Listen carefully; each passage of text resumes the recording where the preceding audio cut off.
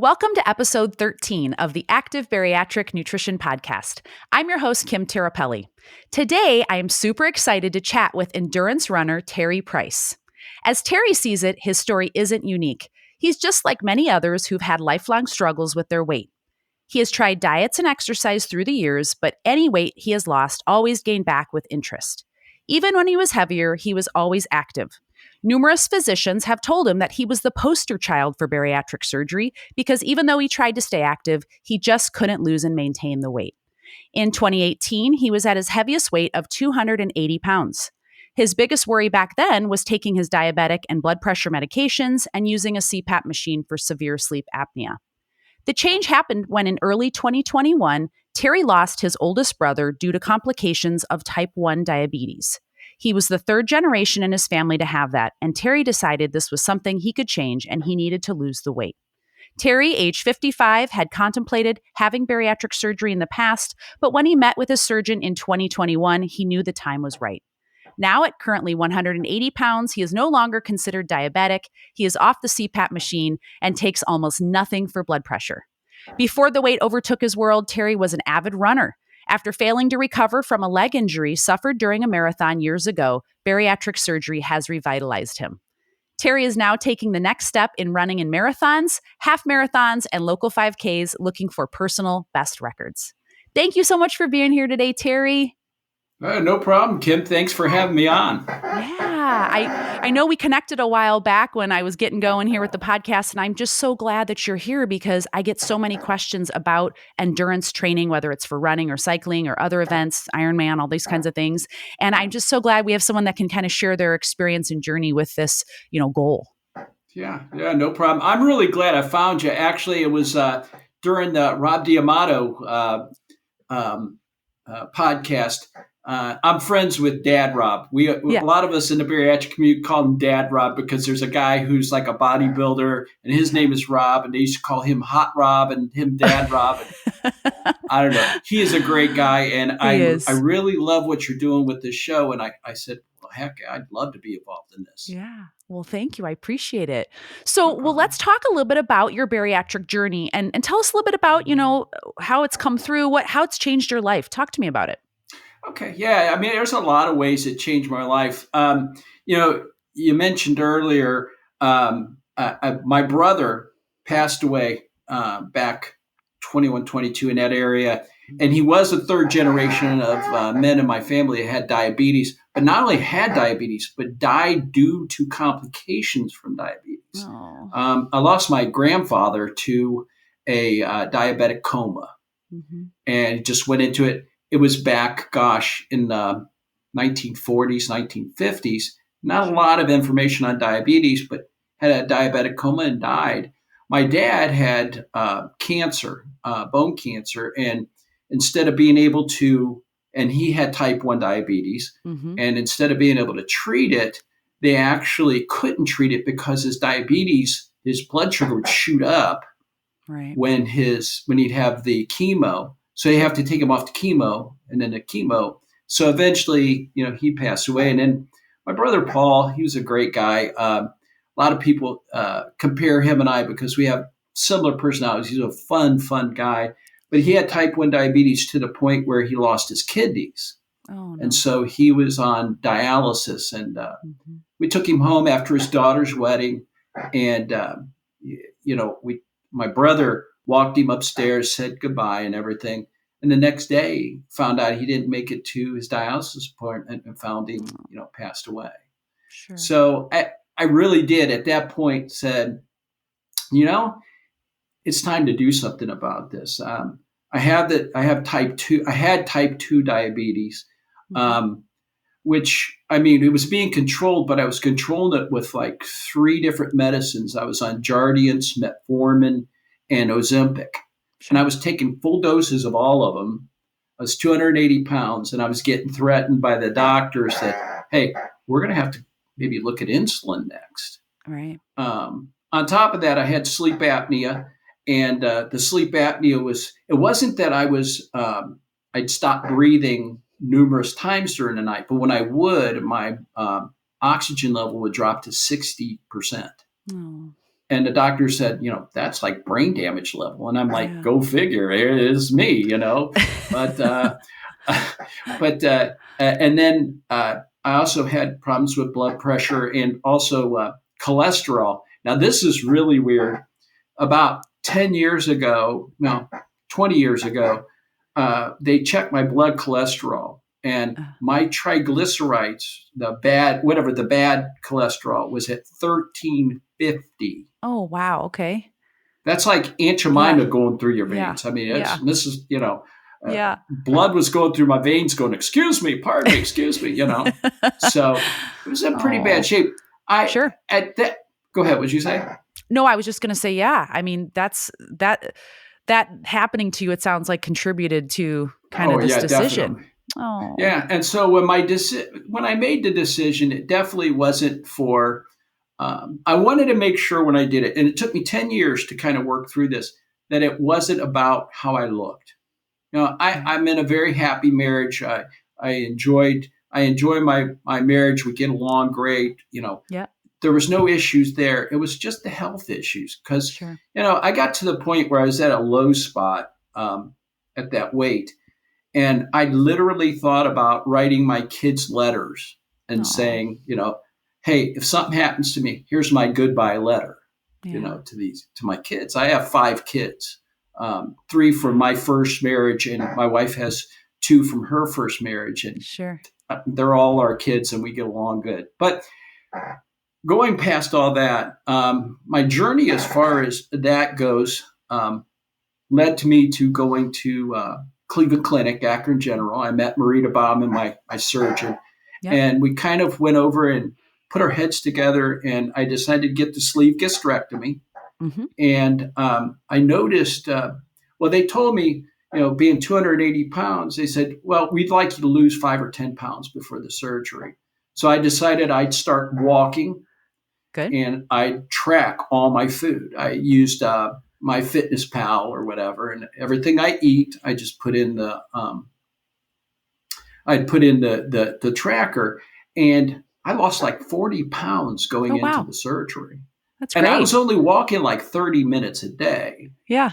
And That's so awesome. I tell a lot of my runners, walking is as important as running. If you walk a mile or you run a mile, you still win a mile. That's right. Yeah. So, again, and I'm going back and forth. I'm sorry for kind of being all over the place on this. It's okay. But prior to that, I did some running. I started running. I started running in about 2016. Mm-hmm. Actually started running in 2010. I had actually went through a divorce in 2010 from my first wife, and I used it for stress management because it was cheaper than therapy. And but I started actually running in competitions in 2016. I was 280 pounds when I started running. Wow. And so I ran 5Ks, and I ran my first 5K, and I was just wore out at this weight. And my friend who had got me running in the first place, he's like, okay, I think you're ready for a full marathon now, or a half marathon. Oh, that's a jump. 5K to a marathon. Okay. Yeah. But even a 5K to a half is a big jump. Right. And I told him, I said, you're crazy. So then I ran the half marathon after he talked me into it, right? Just to dare you. Anytime your buddies dare you to do something, you just go do it. You're doing it. So, you're proving them wrong. That's right. Right. So I went and ran that, and it was, it took me close to 4 hours to finish that, and progressive all the way up to my first marathon, which was in 2017 in Canton, Ohio, at the Hall of Fame Marathon. Oh, cool. And it was an 85-degree heat. Oh. And it took me 6 hours and 57 minutes to finish it. Oh, that's a long, hot day. But I finished. And I wasn't the last person. I was good. Had some fun along the way because I was running and walking at that point. Sure. And funny story along the way, on my way back, I passed by, and as a runner in my pack, I always kept a $20 bill in case something happened and I needed somebody to help me or I needed a cab or whatever, Sure. So I'm running by a hot dog stand. And believe it or not, I looked at that hot dog stand and went, I wonder if anyone would notice if I stopped by and picked up a couple of hot dogs on the way. And I went, what kind of intervention do I need? It's an interesting fueling strategy on the race. That's definitely, right. Hey, Yeah. But live and learn, I suppose. Yeah. Oh, so I finished that race and, so fast forward to deciding to get the surgery. I got the surgery because in 17, at the end of 17, I was running in the Akron Marathon and I tripped and twisted my ankle and I heard this huge pop. Oh. And I went, something's wrong. And I couldn't, all of a sudden my foot just swelled up really bad. And I couldn't finish the race. They had to finish me in a wheelchair. I had to go to the med tent instead of finishing the marathon. So 3 years later, after that, I ran 6 other half marathons after that race. Yeah. And I found out that I had actually tore my peritoneal tendon and tore the cartilage in my ankle 3 years prior. So I had to have my left ankle fused with 2 screws and peritoneal rebuilt. Mm-hmm. I couldn't recover from it. 270, 280 pounds, I could barely walk on it. Sure. And so that was another contributing factor to me getting the bariatric surgery. Gotcha. So, wow. Awesome. Well, let me hear right now on the other side of surgery. I know you and I have talked offline about some of the things that you're training for right now, and I want you to share with the audience.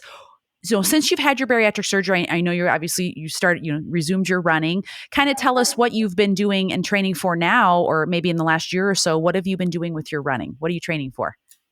Yeah, well, I'm a little over a year out, and I ran a full schedule last year. I wasn't planning on it, but I just started getting into a full schedule. So I ran about 12 races last year. I PR'd 9 out of the 12 races. Oh my gosh. I set a new 5K time for myself, which was under 30 minutes. Oh, that's awesome. So it was under 10 minutes a mile, where I used to run 15, 16 minutes a mile. Mm-hmm. I set a 10K record for myself. And then in the marathon, I finally ran a marathon at the end of the year. In Akron, which was a little tougher marathon than the Canton Marathon. But I finished it in 5 hours and 40 minutes instead of the 6 hours. So I PR'd by about an hour and 17 minutes. Wow. Gosh, and that's so awesome. It's just been wonderful. It's been a big change. My my race times are faster. Plus I'm having more fun. Just not having so much pain when I'm doing this. So I'm planning on a big schedule next year. And in fact, one of the biggest things is in March, my wife and I are going to Italy to visit my son, who's in the Air Force there. Awesome. And she happened to mention, hey, March, they say, is the best time to go to Italy. Well, I had been looking at the Rome Marathon online, and it said it's in March. I said, well, this is a sign. I weaseled my way into it. I said, you know what is the best time is March 19th. So I'm all ready to do it. I joined. I went and signed up, and there was you don't have to qualify to get in the Rome Marathon. Oh, okay. So I'm going to go, and I'm going to have fun and run the old city. I love that. Oh my gosh. So many things that I love about what you've just shared, which is, I know that you were a runner before you had surgery, but even after surgery now, you obviously with less pain from your ankle healing, and then you're able to have all these PRs, which is so exciting because I can't tell you the number of folks that, it's, especially if they're just starting, they don't know how far they can actually run, that, they'll be able to feel, energized for and be able to do it and feel good. But I love that you have done all the distances. So I think this is a great testament to, obviously your training, which is what I want to get into. And of course, your nutrition. Tell the audience a little bit about how many days a week right now do you run? And, what are your training distances right now as you train for this full marathon? Yeah. So, for me, I'm kind of a little different.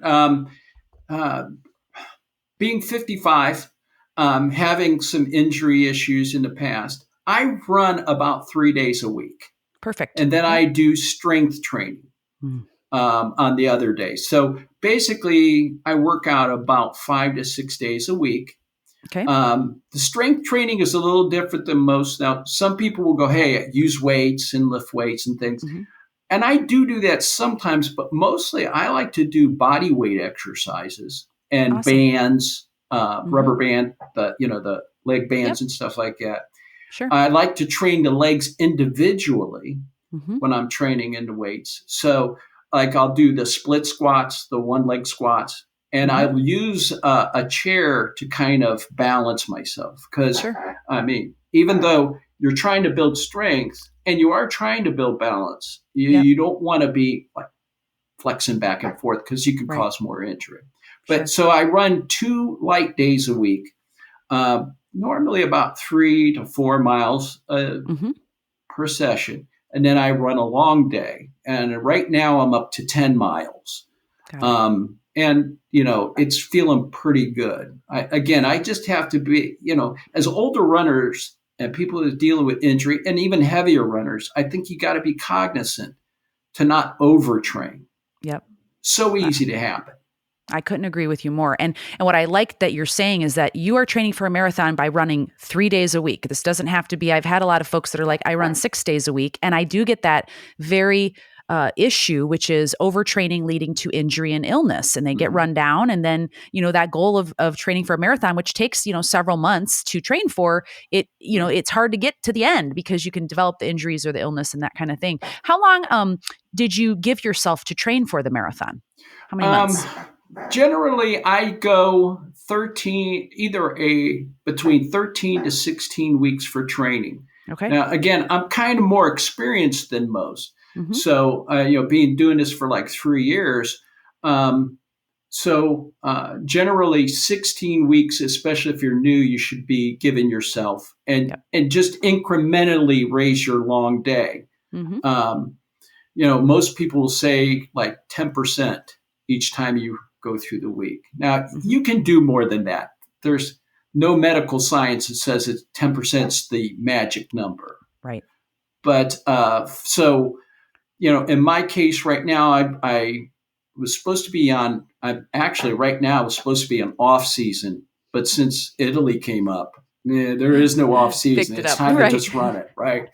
So I'm doing a lot more incremental training, but it's about 13 weeks of training. Yeah. Excellent. No, I think that's great because it gives people perspective and kind of like parameters for training, how long it takes, because again, it takes time to build up that mileage. And like you said, you're doing 2 shorter runs, and are those like tempo runs? Are you trying to go a little bit faster on those shorter runs, or are you doing a run walk type of style? How are you doing the marathon? I'm doing more of, on the 2 runs I do during the week.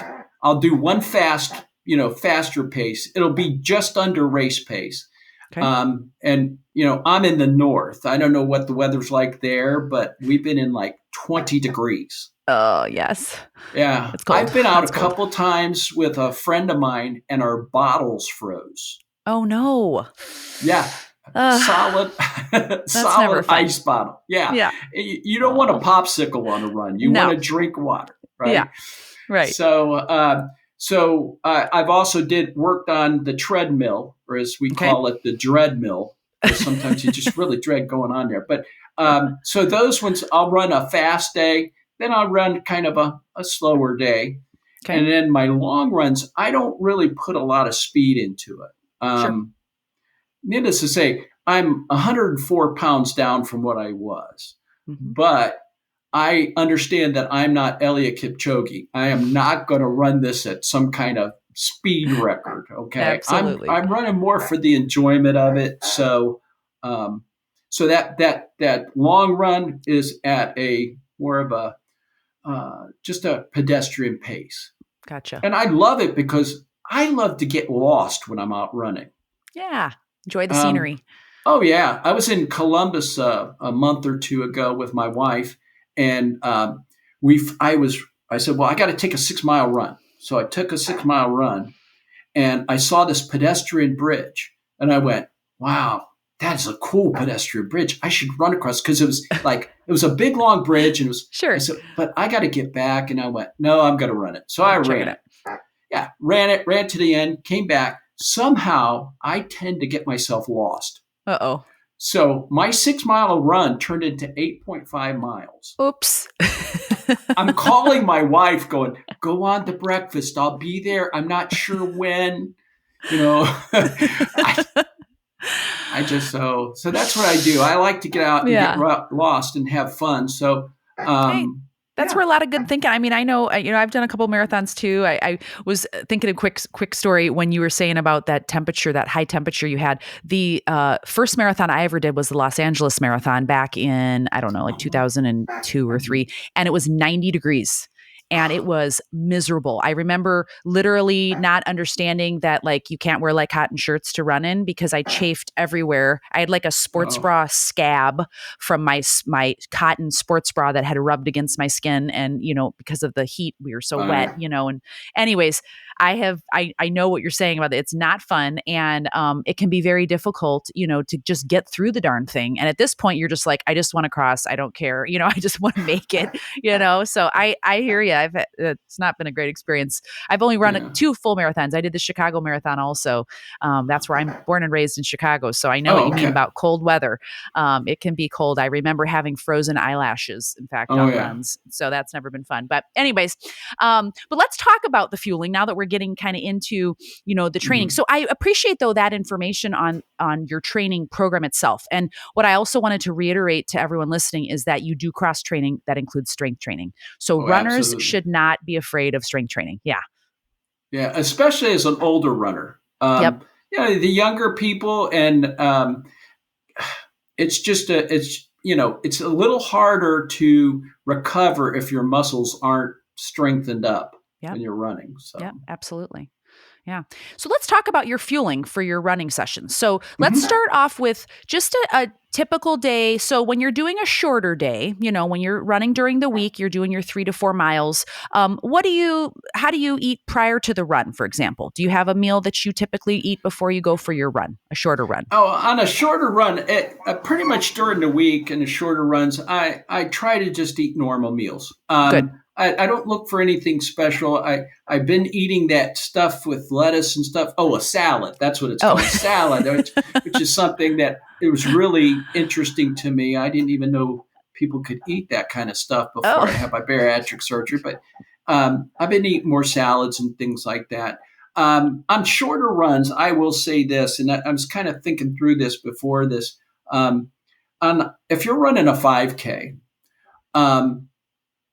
you don't need to like super hydrate the day before or have a giant pasta dinner. I mean, like the guy from The Office did, Michael from The Office, where he ate that huge pasta and couldn't finish his 5K. Yes. Yes, I love that episode. I'm a huge Office fan. It's awesome. And as bariatric patients, we can't eat a whole lot anyway. I mean, you can eat a cup of at this point, a year and a few months away, I can eat maybe a cup of like spaghetti on a long run. Sure. So on a 5K, I will bring my water bottles with me, especially if it's warm. Sure.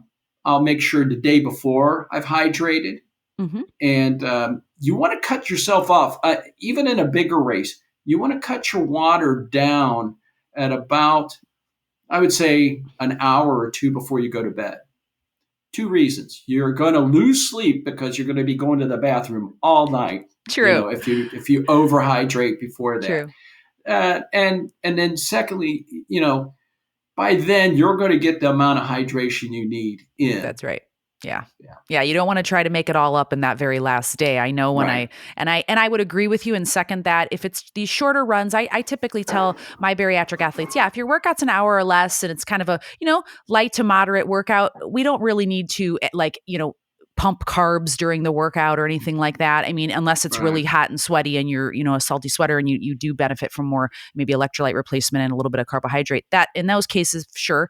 But for a typical shorter run and for someone like you who's more seasoned too, you're used to this. So your typical intake, as long as you're fueling, you're eating on a consistent basis, you're having your meals, you're getting your protein in, you're eating carbohydrates at each meal.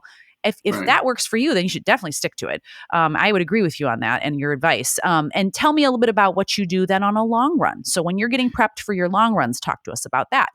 Yeah. Okay. So long runs are definitely a different bird, and generally the day before I will have some carbs. Then I'll up my carbs. We have a restaurant, an Italian restaurant down near us that I'll go to. But again, it's a cup. It may be a cup or half a cup of spaghetti I have. And this is something I've noticed becoming a bariatric patient that is so different for me. I'll look at a plate of spaghetti and I still want to eat the whole plate of spaghetti, but I can only eat a cup. Right. It just, there's no way you could eat more than that. Right. And I love that. So I'm sorry, but I really enjoy that. My wife and I, we've saved so much money on food. I mean, we walk in and goes, give us a plate, we'll split it. And the poor waitress will look at us like, I'm not getting a tip today. Yeah, I'm getting a small tip. This is going to be a small bill. But then we try to double up on that. But so I'll eat carbs the day before, and won't go hog wild, just enough to where I'm comfortable. Sure. I'll hydrate up to about, let's say, like, just give you an example. Akron Marathon. I was, the parking and everything started at 6 a.m. I generally love being at races and talking to people. I was there at like 4:30. Okay. My wife's like, what are you, just live down in Akron while you're there? So I got done drinking water and stuff about 6, 7 o'clock. The next morning, I'll have like a piece of toast with peanut butter on it. In fact, one of my best long races was Akron, and I had a piece of cauliflower pizza before I left that morning. All right. Just something real light, nothing heavy. It wasn't a lot of sauce on it. I don't like sauce anyway. So, so I had that. And then I go to the race, and I don't drink a lot before the race. Again, I'm 55 years old, As you get older, you get the bladder of a thimble, and I don't want to be going to the bathroom the entire race. Understandable. Sure. So, so that's where I do in the morning before the race. Got it. And then during the race, what types of like products do you use? Goos, gels, drinks. What do you use to fuel during your your races, for example? Okay.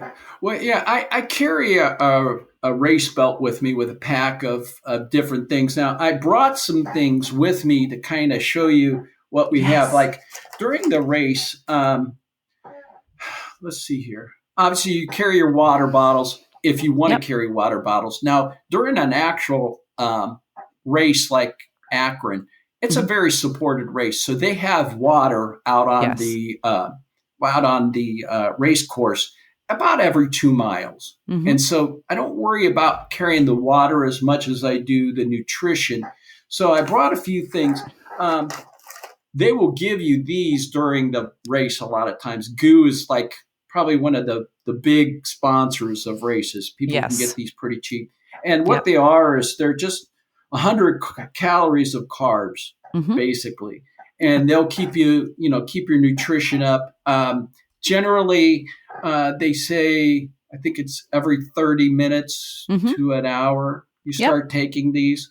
I generally wait about 5 till I've got about 5 miles in, because I know I can do 5 miles in about an hour. Okay. And then I'll take it probably every other water stop after that. I'll take a gel or maybe 2. Yeah. Now, so you're doing it every 20, because I know I talked about this in the previous episode that I had. So that GU, and I just want to highlight for everyone listening on a podcast, if you want to see what he's going to be showing, guys, you can go to my YouTube channel and watch this full episode on the Active Bariatric Nutrition channel. I just want to throw that in there in case people want to see what you're showing.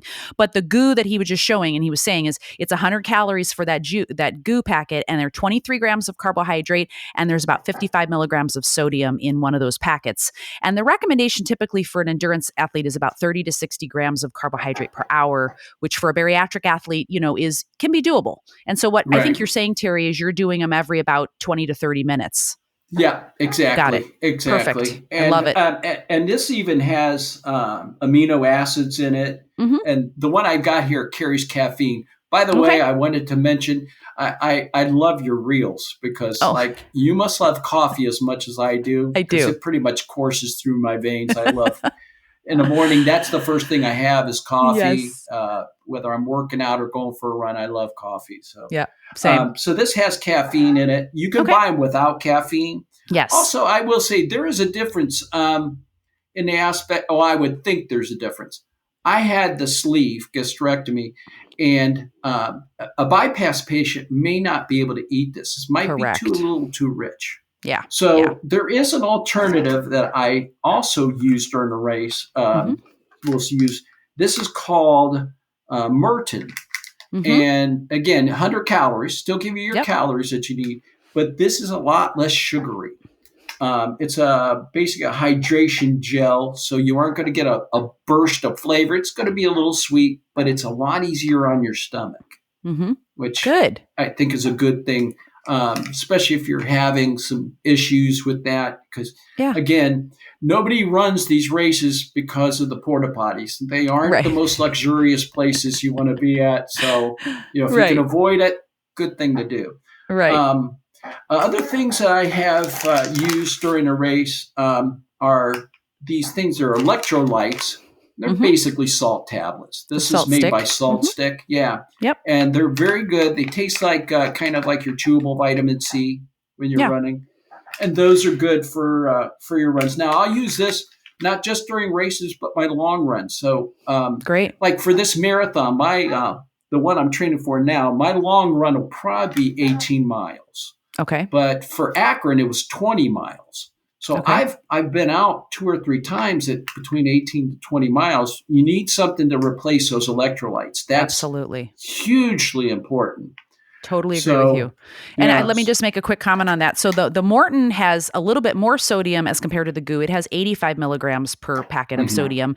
And the Salt Stick that you were just showing has 100 milligrams of sodium. Right. So something that I'm so glad that you're saying these things is because a lot of the GUs and the gels, of course, their main goal is to provide you with carbohydrates. They will give you, of course, some electrolytes, but the Salt Stick brand that you just showed is purely mostly just sodium. And do you take fluids with these? Tell us a little bit about how you do that with your gels or your GUs. Yeah.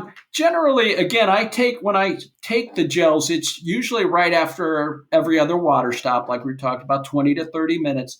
And I will take it either with water or Gatorade. Again, for people who maybe have problems with GI issues, because Gatorade can be a real bold taste, and they mix it with powder. It's a powdered Gatorade they mix in these things. Yes. And nobody does it right. I will just tell you that right. They're pouring tons of it in, trying to get it all done. And, nobody's. So one of the tricks, and I think we talked about this, we were texting a while back, was that I use is I'll grab a bottle or glass, a cup of water, and they don't fill the water up anyway, a cup of water and a cup of Gatorade. And I'll pour the Gatorade into the water. And that way it kind of mixes and cuts that flavor down a little bit. Sure. But you're still getting the sodium, you're still getting the electrolytes, and you're still moving on. Absolutely. Yeah.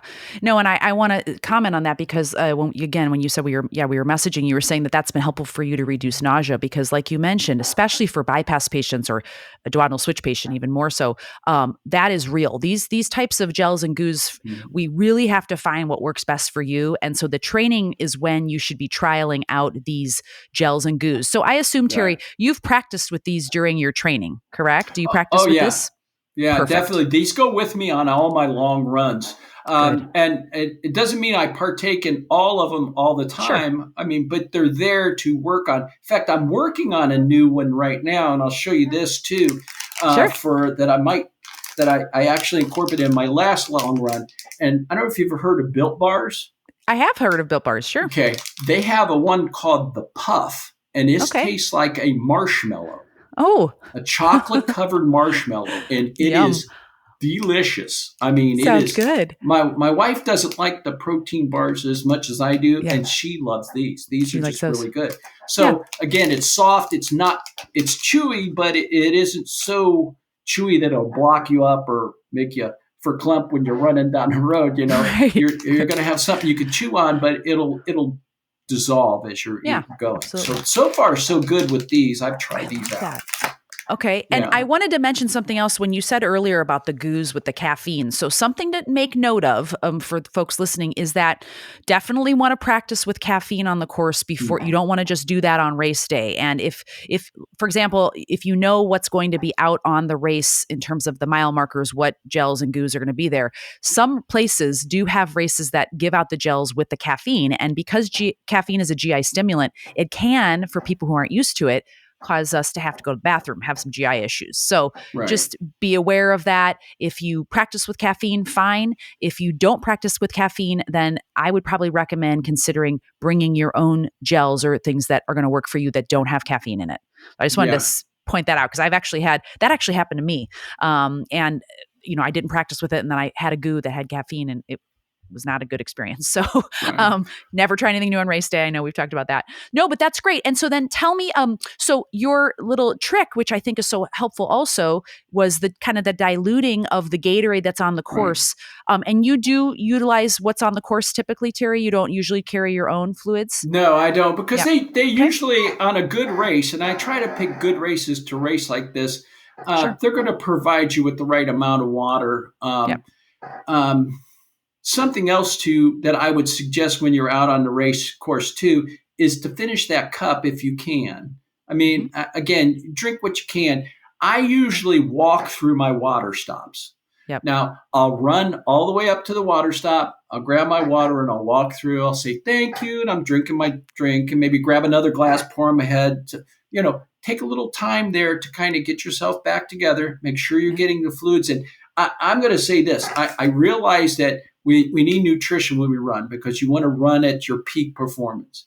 Right. But if I had to choose, I would take the water over, not the water. I'm sorry. I would take the water, Gatorade, whatever mixture over the fueling if I had to make a choice between the two of them. Okay. Because tell us why. Tell us a little bit about that. Well, technically your body can go a little longer without the nutritional part, with the food part, than the water.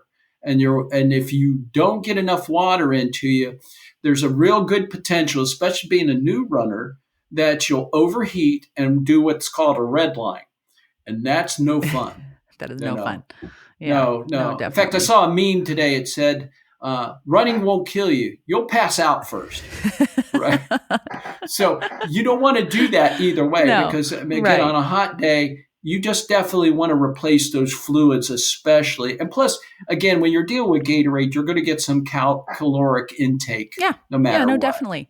And I'll just add to that. I mean, I think there's something to be said about, some folks just tolerate more liquids, and you can find there's plenty of options out there, like the Gatorade endurance formulas. There's other things that we can strategize with. I know I've talked previously on other podcast episodes about the UCAN product line, which has that cornstarch, which is a more slow release. And that's just a powder mixed with fluid. I've had some athletes just use that, literally nothing else. Just they have their several bottles in their belt pack, and they put the powder in their pre-race with their fluid, and they just use that throughout the race because it's providing that carbohydrate and, of course, the fluids as well. So, and the sodium. So ultimately, at the end of the day, I would say, sodium, fluids are critical. Carbohydrates are critical, just so that you don't hit the wall and, have that issue where we run out of glycogen stores and, carbohydrate, you just kind of hit the wall. So I would agree with you that certainly we got to get our fluids in. But if we can, the best way to, go about it potentially would just be, let's sort out you're going to tolerate the best. You know what I mean? Exactly. And again, like you said, practice. Absolutely. Yeah. Can't just show up and kind of see what's out there. Cause I have done that as well. I think one of my first half marathons here in Fresno, I just was like, I'm young. I'm going to do this. Who cares? I'll drink some water. I'll figure it out. Didn't go well. Did not go well. Jumped on, and I told the story, and I think back in episode 4 with Dr. Anderson, I literally tried some Michelob Ultra because they were handing it out. They were the sponsor of the race at mile 11. I'm like, what's a cup of Michelob Ultra? What's the problem? Except for that I never have, alcohol, number one, and or carbonation. And I crossed the finish line and was in the bathroom for about an hour. My gosh. Wasn't something no fun to recommend. No. And I'm not even a drinker at all. Yeah. And in fact, my wife, it's funny, my wife will drink occasionally. I don't Sure. like the taste of Yeah. alcohol. And so I call her my DD, my designated drinker. Oh, So like if I get a beer at a race, I give it to her. So there you go. she enjoys that. So at least Yeah. I can get her to show up for the race that way. That's right. She'll But support you afterwards, have a drink, and you guys can yeah, there you celebrate together. go. I love There it. you go.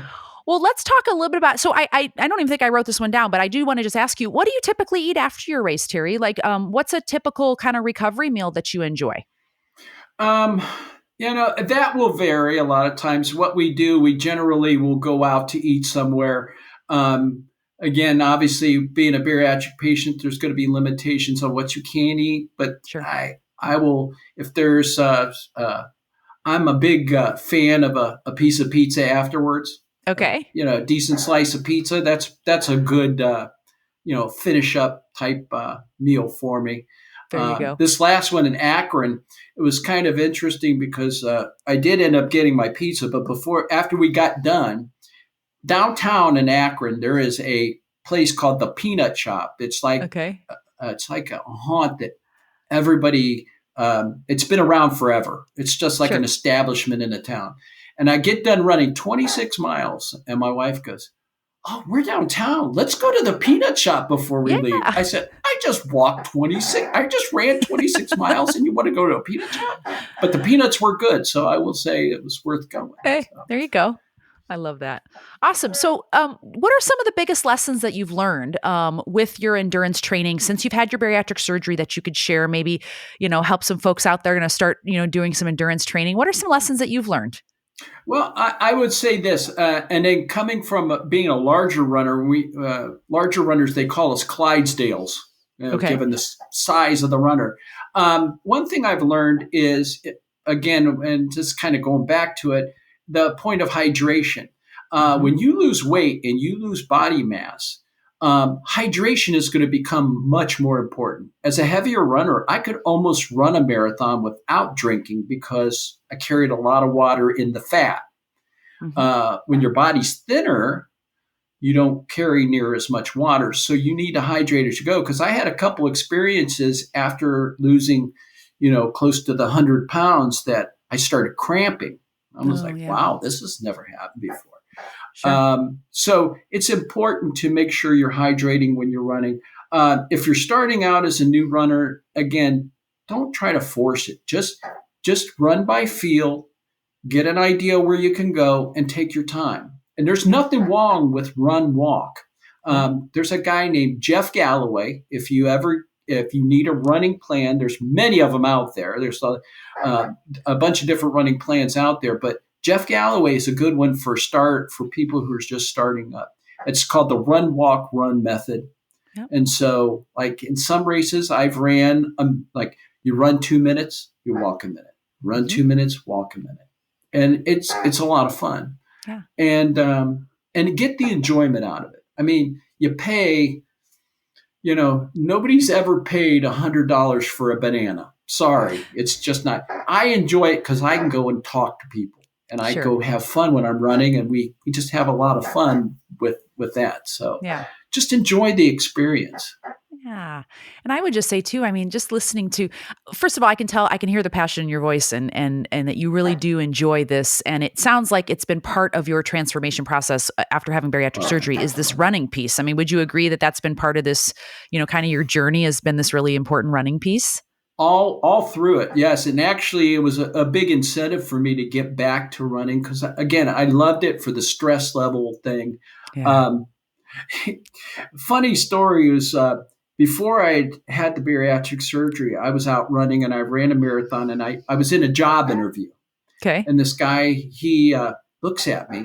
And again, I'm 280 pounds. So I understand what he's looking at me and he goes, "So you're a runner, huh? You've run marathons," like up and down looking at me. And I said, "Yeah, they have food at the end." He goes, "Oh, that's yeah." So, people think, but the running part has been a passion for me. I love doing it. Runners are some of the funnest people, some of the kindest people I've ever met in my life. I have friends. I have a guy who was actually in the U.S. championships for like 5Ks and things like that. It's one of the fastest runners in town. And I was running a half marathon the same year he was running it. Now, this guy could have finished this half marathon, got dressed, went to work before I ever finished his marathon. But he knew I was in it. Yeah. Okay. And he waited to the end that I got there just to see me finish, just to high five me. So runners are good people as far as that goes. And I love doing it. I want to do it when I'm 90 years old. I was just going to say, what's your goals for the future? What are your goals for, whether it's regarding running or what are your goals, Terry? Well, my goal is, again, to be doing this when I'm 90 years old, to get my granddaughter. I got a granddaughter, so I want to get her involved in running. Have her running with Pops. That would be kind of fun too. I love that. To be able to do that and stay healthy as I can. My wife and I, we've been married a little over 10 years now. Again, second marriage, but she's the love of my life, and I want to be able to live long enough to get our 20 and 30 years in easy. So, this whole journey has been all about that. For me, we've enjoyed it. I do like the physical change that's changed. I think I told you about this because I'm going to Italy. We were checking out my passport, and my passport, I took the picture when I was 280 pounds. Right. And now I'm, 180-ish. It looks different. So I had to get a new passport. Oh my gosh. Yeah. Because it didn't look like me. I mean, the guy on the left looked like the guy who ate the guy on the right, So they were like, this isn't going to work. Yeah, this exactly. Isn't going to work. So it's a good problem to have. But sure. Other issues other things I've noticed since I've lost all this weight is, and I don't know how you thin people do it. I freeze to death all the time. I hear that. I hear that all the time. I think it's just the reduction of body fat. That is a a layer. And that obviously, once you're losing weight, I hear that all the time from folks. Yeah, I get into bed and I'm trying to cuddle up next to the wife. She thinks I'm being romantic. I'm just trying to stay warm, man. Oh my gosh, I love this. Terry, you're so awesome. Thank you. So first of all, I want you to please tell the audience where they can find you and contact you with questions, because I don't know about the rest of you guys, but I'm super pumped to see how this Rome marathon goes. And I cannot wait to hear all about it when you get back, because number one, I'm just jealous you're going to Italy. Okay. Like, I want to go with you. Can I go with you? But secondly, what a cool goal, and what a cool thing to be able to do, where you get to, you're running, which you love, you're achieving something, you're striving for new goals, personal records and things like that. And you're going to do it in Rome. I mean, I'd say that's a win-win. So tell us where they can meet you, where they can find you. Well, I would say probably the best place to catch me at is on Instagram at Terry Price on Instagram. You'll see my picture on there. And that's probably the best place to reach me. I try to put a little bit of informational stuff on there, especially for other people who are bariatric patients. And if you see me on there, you have any questions about running, I love talking about it. So just PM me or message me, and I'll be glad to do that. And yes, Kim, I will definitely be glad to share with you what's going on, what happened in Rome. I'm going to try to take some video while I'm there and things like that. Yeah, put that on there. We'll all be following you. We're all going to be cheering you on. So I just wish you the best of luck. I love that you're planning ahead, that you've been practicing with your fueling. That pumps me up, because I love hearing all the good stuff about your nutrition. So good luck. And thank you so much for coming on today. Like I said, when we started, I've had so many questions about this, and I just so appreciate you bringing, what's worked for you and just the advice, because again, we have a lot of bariatric athletes out there that want to do endurance training. And so I think this information will be super helpful for them. So thank you again today. Yeah. Anytime, Kim, anytime you need anything, just give me a yell. But I really enjoy it. I've binged all of your podcasts, and I'm going to keep up with them. So awesome. It's awesome. Awesome. Well, thank you again. And I just want to remind everyone, I know that Terry was showing, his actual goos and gels and things that he uses. So again, I want to remind everyone that you can watch the full episode of this podcast on the Active Bariatric Nutrition YouTube channel. You can also follow me on Instagram, which is at Active Bariatric. I'm also on Facebook and TikTok. And if you'd like more information on my one-to-one bariatric nutrition coaching services, please go to my website at www.activebariatricnutrition.com, and you can schedule a discovery call so we can learn more about each other. And also, if you find that this podcast is so helpful for you, I would love it if you could give it a share to someone else that you think would benefit, because obviously we want to help as many people as we can and get this information out there so that bariatric athletes are getting the best info that we can possibly provide and help as many people as we can. So I appreciate, again, your time, Terry, and thanks everyone for joining us today. And we'll do this again next week. Take care, everybody. Have a great week. Thanks. Bye.